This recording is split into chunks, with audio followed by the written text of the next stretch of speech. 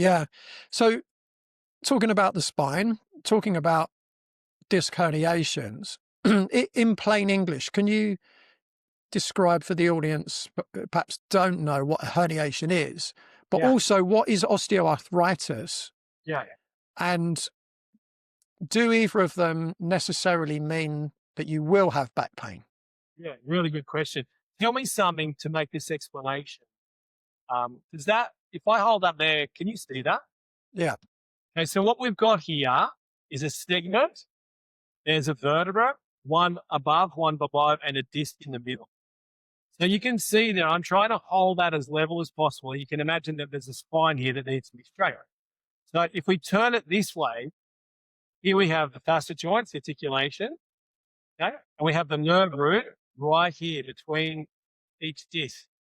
Now, can you imagine how challenging it is to go through our whole lives and not misalign this spine through all those things we've mentioned?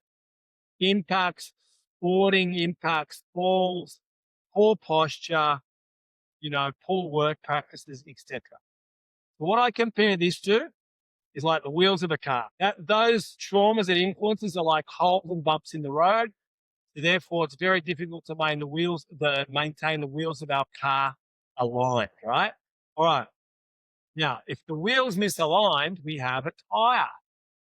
So this disc, let's think in terms of a tire. If that wheel's misaligned, you can imagine with uneven forces on that, there's going to be more compression one side than the other.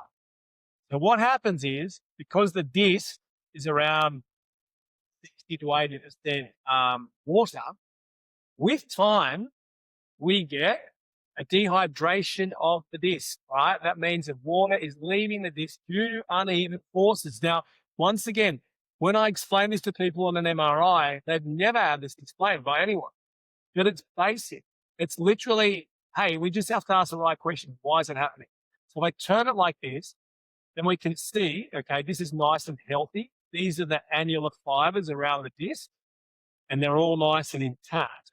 Now, as water dehydrates, and we can see that on an MRI because it loses its color from like a white to sort of shades of gray and then black.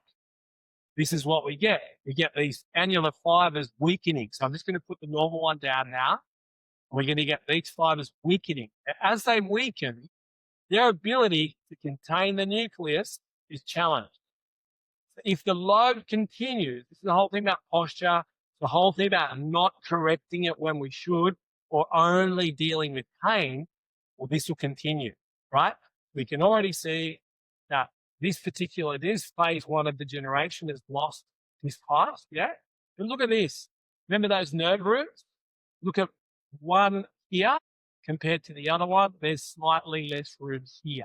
So let's look at that in this next one where we start here and we can see that nucleus has actually been able to migrate because these fibers, look at them, they're all open.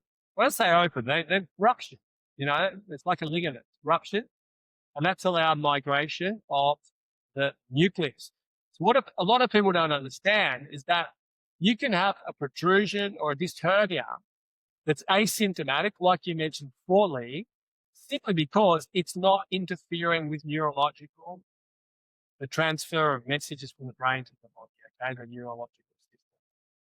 And look at this. This is a whopper of a hernia that's actually affecting this nerve root. Now, if you compare the height of that one to this one, you can see that it's lost a lot more water, dehydrated, and that's allowed further degeneration of the disc. Thanks for watching this video, and don't forget to like and subscribe to the channel.